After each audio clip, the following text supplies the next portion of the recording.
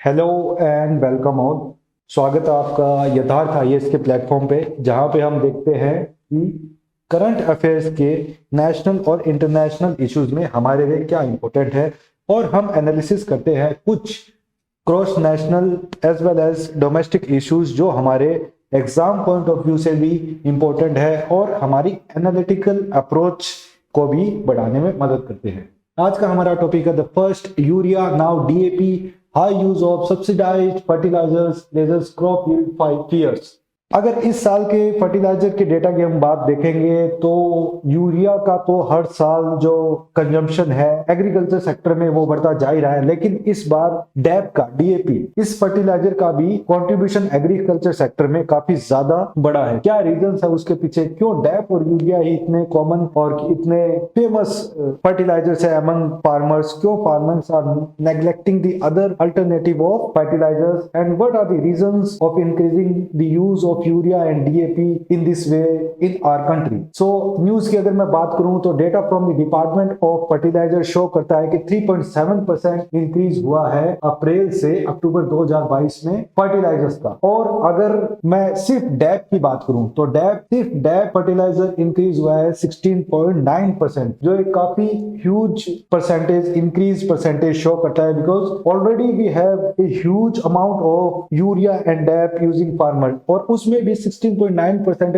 Annually हमारा increase होता है। तो वी कैन एज्यूम कि उसी लैंड पे, क्योंकि we have the same land और उसी लैंड पे हम ज्यादा से ज्यादा फर्टिलाइजर यूज कर रहे हैं, तो कितना intensively we are using the fertilisers which is not good for the crop as well as for the soil. For a long time India का जो फर्टिलाइजर सेक्टर है उसमें काफी रिडल्स और डिस्टॉर्शंस रहे हैं for the excessive use of urea. अगर आप एक्सेसिव यूज यूरिया का करोगे तो easily not easily but soon the soil will lose its health और the crop will also be damaged or will not be as healthy as the organic crops. But now there is a second fertilizer जिसका नाम है dab, और इसकी full form आप जरूर याद रखें, डाई अमोनियम फॉस्फेट। तो ये डैप जो फर्टिलाइजर है आपके मेंस एग्जाम में डायरेक्ट भी पूछा जा सकता है, प्री में भी इसके काफी अच्छे यूज मना के क्वेश्चन बनाए जा सकते हैं मैच ऑफ द फॉलोइंग में, और काफी ज्यादा इंपॉर्टेंस है because from the perspective of agriculture of India specially for the Rajasthan, तो उसमें डैप का काफी इंपॉर्टेंस है। तो ये कहीं ना कहीं एग्जाम में आ सकता है। Seeing a similar phenomenon of over application due under pricing. Over application का मतलब है कि जिस रेशियो में और जिस क्वांटिटी में फार्मर्स को डैप का यूज करना चाहिए उससे ज्यादा यूज किया जा रहा है डैप फर्टिलाइजर्स का। एंड वी नो कि अगर जो हमारी लिमिटेड बाउंड्रीज है, लिमिटेड रेशियोज है एनपीके का फर्टिलाइजर्स के अंदर, उससे ज्यादा हम यूज करेंगे तो not only for the crop, soil के लिए भी, सॉइल हेल्थ के लिए भी एक बहुत ज्यादा डिस्टॉर्शंस पैदा करता है और फाइनली सॉइल अपनी हेल्थ लूज करती है। और इन दोनों का रीजन, चाहे यूरिया हो चाहे डैप हो, इनका और एप्लीकेशन का सबसे बड़ा रीजन है under pricing, because government is applying subsidy for the purchase and for selling of these two fertilizers, और ये दो फर्टिलाइजर्स इंडियन फार्मर्स में काफी पॉपुलर है। High government subsidies are behind the low pricing, जैसा कि मैंने आपको बताया, एंड हाई सेल्स। इन दोनों की हाई सेल्स के दो रीजंस बेसिकली है। सबसे पहला रीजन है कि सब्सिडी बहुत अच्छी है, और दूसरा है कि ये दोनों फर्टिलाइजर्स ही फार्मर्स में पॉपुलर है बिकॉज इनमें नाइट्रोजन और फॉस्फोरस की जो क्वांटिटी है वो काफी अच्छी होती है, और प्राइमरली हम नाइट्रोजन और फॉस्फोरस के जो फर्टिलाइजर्स है उन्हीं की डिमांड देखते हैं मार्केट में। And the resulting nutrient imbalance owing to their use disproportionate to other more expensive fertilizers could have implications for soil health, ultimately affecting the crop yield. soil health के साथ साथ crop yield में भी affect होगा। और अगर हम food chain को देखेंगे तो फर्टिलाइजर्स जैसे स्टिक करके वेजिटेबल्स को और फूड्स को मार्केट में आएंगे तो ह्यूमन हेल्थ पे उसका लॉन्ग टर्म में असर दिखेगा, और ह्यूमन हेल्थ पे उसका असर दिखने के बाद अगर हम और तरीके से कैलकुलेशन करें तो ह्यूमन एफिशिएंसी में, इकोनॉमी में तमाम तरीके से उसका इफेक्ट देखने को मिलेगा। The use of nitrogen, phosphorus and K in country has over the last few years sharply deviated from the ideal NPK ratio.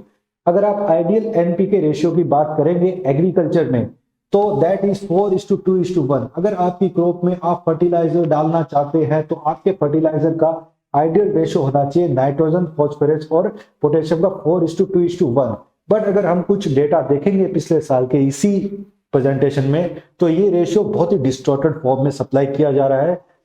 Over supply इसीलिए की जा रही है क्योंकि ये अंडर प्राइस है और ज्यादा सप्लाई करने में कम टाइम पे शुरू वाली एक दो फसलों में तो जो प्रोडक्टिविटी है शॉर्ट टाइम के लिए वो काफी इंक्रीज हो जाती है और इसी लालच के पीछे फार्मर्स ज्यादा सप्लाई करते हैं फर्टिलाइजर्स की, and finally after 1 or 2 years the soil become very weak और जो प्रोडक्टिविटी बेसिकली नॉर्मल आनी चाहिए उसकी आधी भी वहां नहीं रह जाती है। सो डिपार्टमेंट ऑफ फर्टिलाइजर शो करता है कि 3.7% जो है वो इंक्रीज हुआ है यूरिया की सेलिंग में अप्रैल से अक्टूबर में, और डैप की अगर मैं बात करूं तो 16.9%। इस कटिंग में भी हम देख सकते हैं कि 3.67% यूरिया में इंक्रीज हुआ है, और डैप की अगर मैं बात करूं तो ये यूरिया से भी काफी ज्यादा, लगभग 5 गुना ज्यादा इसमें इंक्रीज हुआ है। और इसकी इंक्रीज एंड पॉपुलैरिटी के 2 रीजन मैं आपको बता चुका हूं।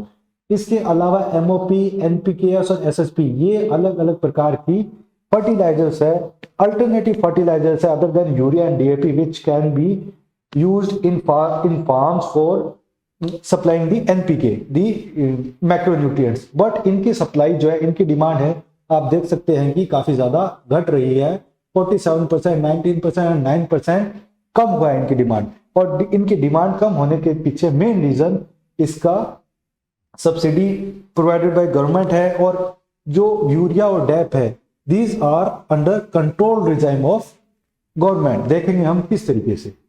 On the other hand the sale of all other fertilisers have tanked, जैसा कि हमने देखा कि अदर जो फर्टिलाइजर्स है उनकी सेल है वो कम हुई है, जिसमें से MOP, muriate of potash, single super phosphate, SSP and complex fertilisers containing NPK जो हमारे एंड सल्फर जो हमारे मेजर माइक्रोन्यूट्रिएंट्स है क्रॉप को सप्लाई करने के लिए।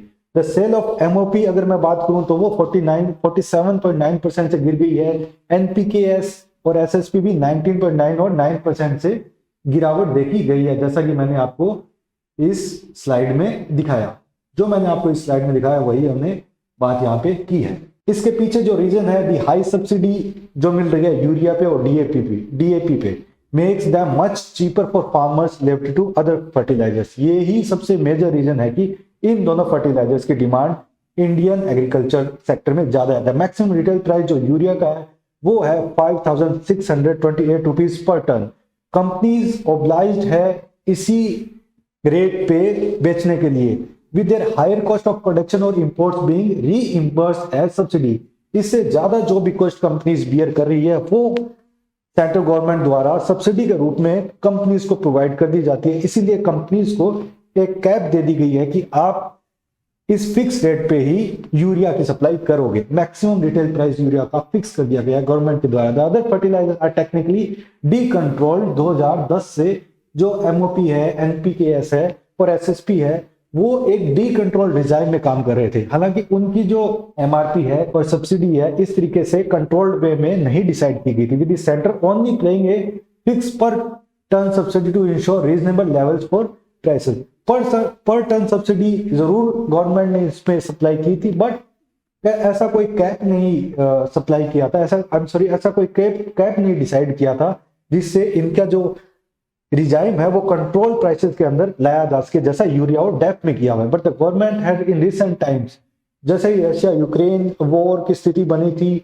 तो उस टाइम के बाद से गवर्नमेंट ने जो अदर फर्टिलाइजर्स है उनको भी कंट्रोल डिजाइन में लाने का एक फैसला लिया है। और गवर्नमेंट ये देख भी रही है कि जो अदर फर्टिलाइजर्स है उनकी डिमांड रेगुलरली डिक्रीज हो रही है, तो कहीं ना कहीं उनको सामने लाना पड़ेगा।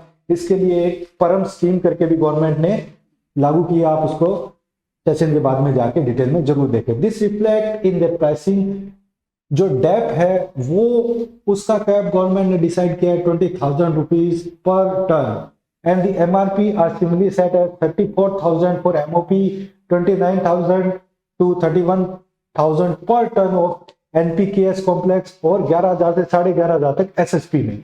तो आप देख सकते हो कि किस तरीके से जो डैप का एमआरपी है वो कितना कम रखा गया है कंपैरिजन टू अदर फर्टिलाइजर। लेकिन अगर आप एसएसपी के बारे में देखोगे तो एसएसपी का जो है वो पर टन का जो एमआरपी कैप रखा गया वो काफी कम है। तो SSP as a alternative farmers use कर सकते हैं, बट फार्मर्स को चाहिए nitrogen, mainly nitrogen fertilizer for their crops. Nitrogen fertilizer is basic primary requirement for the supply of nutrients, macronutrients in the plants. तो एसएसपी में क्योंकि nitrogen की कमी रहती है तो इसीलिए प्रिफर्ड करते हैं डैप को. In the event of charging, more companies run the risk of their subsidy payment being denied with help or delay. तो अगर कंपनीज इनसे ज्यादा एमआरपीज चार्ज करती है मार्केट में, then the subsidy will be blocked और उन कंपनीज को भी ये फियर रहेगा कि हम इससे इस कैप से कम में रहे ताकि we can avail the subsidy. इसी तरीके से इस रिजाइन को कंट्रोल किया जाता है. The informally fixed prices however have created their own distortion. Urea और डेप जो है वो more than 30% of the single nutrient contain करते हैं, फॉर एग्जांपल नाइट्रोजन या फिर फॉस्फोरस, जिससे हमारी जो क्रॉप की डिमांड है वो सेटिस्फाई हो जाती है. फॉर एग्जांपल यूरिया में 46% नाइट्रोजन का कंटेंट है. ओनली नाइट्रोजन का कंटेंट 46% है. और जैसे कि मैंने आपको बताया, सबसे प्री कंडीशन रहती है कि नाइट्रोजन की जो सप्लाई है वो पूर्ण तरीके से प्लांट्स को मिले, क्रॉप यील्ड्स को मिले. देन फॉस्फोरस और हमारा जो पोटेशियम है, नो डाउट वो भी इंपॉर्टेंट है, but nitrogen is very primary. अगर डैप की मैं बात करूं तो उसमें भी 46% जो है पोटेशियम और 18% ऑफ नाइट्रोजन है. तो डैप और यूरिया में जो एनपी और के है, इनकी स्पेसिफिक परसेंटेज जो है वो काफी ज्यादा है, जिसके कारण इनकी पॉपुलैरिटी इरिगेशन मार्केट में काफी ज्यादा है. अगर मैं दूसरे फर्टिलाइजर्स की बात करूं तो इनमें पर्टिकुलरली इतना हाई परसेंटेज ऑफ पी और एन नहीं मिलेगा. That's why they are very popular. DAP has also become far cheaper than popular NPKs. ये मैं आपको पहले भी बता चुका हूं कि डैप और यूरिया बाकी अदर अल्टरनेटिव फर्टिलाइजर्स हैं उनके कंपैरिजन में चीप है, सब्सिडी अच्छी है और control under the control regime of government ये सप्लाई हो रहे हैं. इसीलिए इन दोनों की डिमांड सर्ज कर रही है और अदर जो फर्टिलाइजर्स है उनकी डिमांड जो है मार्केट में घट रही है.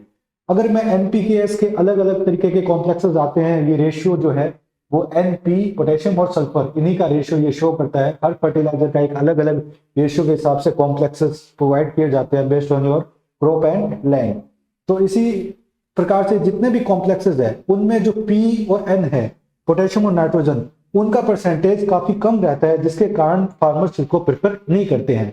एसएसपी में भी आप देखिए 60% पोटेशियम और 11% ऑफ सल्फर है, जिसमें नाइट्रोजन का तो इसमें कोई रोल है ही नहीं. इसीलिए फार्मर्स को चाहिए कि वो यूरिया और डीएपी की तरफ ज्यादा बढ़ते हैं, इवन अदर देन की एसएसपी या एनपीकेएस की तरफ बढ़े. It's even versed with MOP which contain 60% of के. एमओपी में आप देखिए कि 60% ऑफ पोटेशियम ही है. हालांकि potassium is no doubt very good for the plant growth, but where is nitrogen which is required for very primary element, वो काफी कम है. इसीलिए फार्मर्स जो है वो एमओपी में इतना इंटरेस्टेड नहीं है. So high is the percent of MRP that farmers have no incentive today to apply, nor it is the viable for companies to use MOP as a source of K in the complexes. और अगर मैं subsidy की बात करूं तो subsidy on DAP is Rs 48,433 per tonne rupees as against the. अगर मैं दूसरों की बात करूं एमओपी में लगभग 14,000 रुपए है, और कॉम्प्लेक्सेस पे अगर मैं बात करूं एनपीकेएस की तो 33,000 रुपए और एसएसपी पे 7500 रुपए. तो the amount of subsidy given by government on DAP is very high. ये भी एक मेजर एलिमेंट है कि फार्मर जा रहे हैं डीएपी की तरफ. अगर आप दूसरी सब्सिडीज देखेंगे तो काफी कम है इन कंपैरिजन टू डीएपी. तो इसीलिए जो स्पेशलिस्ट है, जो इसके जानकार हैं, वो कहते हैं why will farmers opt for any other fertiliser other than DAP और यूरिया, ऑफ कोर्स, या फिर तो यूरिया होगा या फिर डीएपी होगा, बिकॉज सब्सिडी भी बहुत अच्छी है, कंट्रोल डिजाइन में भी है और उनमें स्पेसिफिक नाइट्रोजन और फॉस्फोरस का जो परसेंटेज है वो भी काफी ज्यादा है. के.एस. राजू जो चेयरमैन है फर्टिलाइजर एसोसिएशन ऑफ इंडिया के, उनका ये कहना है कि हमारा जो आइडियल एनपीके का सप्लाई होना चाहिए फर्टिलाइजर्स में क्रॉप को, जैसा कि हम पहले भी देख चुके हैं, दैट विल बी 4:2:1. ये रेशियो आप जरूर याद रखें, काफी एग्जाम्स में डायरेक्टली क्वेश्चन पूछे जाते हैं. बट अगर हम डेटा देखें 2021 का, 20-21 का और 21-22 का, तो ये रेशियो वेरी डिस्टॉर्टेड फॉर्म में हमें दिखाई देता है. 6.5:2:1, 2.8:1, 7.7:3.1:1. काफी ज्यादा डिस्टॉर्टेड रेशियो में हम देख सकते हैं. इससे लगभग बहुत ही डबल और डिस्टॉर्टेड फॉर्म में ये सप्लाई किया जा रहा है. और अगर हम 2022 के खरीफ सीजन की बात करें तो इसमें ये रेशियो है 12.8:5.1:1. तो हम देख सकते हैं कि किस तरीके से जो नाइट्रोजन, फॉस्फोरस, पोटेशियम का रेशियो, और इसमें भी जो नाइट्रोजन की सप्लाई है, आप देखिए किस तरीके से ड्रास्टिकली इसका नाइट्रोजन का रेशियो है वो बढ़ रहा है। उसके बाद जो रेशियो है वो फॉस्फोरस का है। फॉस्फोरस का रेशियो किस तरीके से आप देख लीजिए इसमें बढ़ रहा है। Then the third priority is obviously potassium. तो फार्मर्स भी प्रिफर करते हैं कि ऐसा फर्टिलाइजर जिसमें इंडिपेंडेंट एन और पी का जो रेशियो है वो काफी ज्यादा मिले, जो डीएपी यूरिया में नो डाउट है सब्सिडी हमें ज्यादा मिले जो यूरिया और डीएपी में है, और कंट्रोल डिजाइन में मार्केट में वो हमें सप्लाई इंश्योर कर सके जो डीएपी यूरिया में है। इसीलिए अदर फर्टिलाइजर्स का मार्केट में शेयर भी गिरता जा रहा है और फार्मर्स उसमें इंटरेस्ट भी खोते जा रहे हैं। इसीलिए गवर्नमेंट ने शुरू की है परम योजना,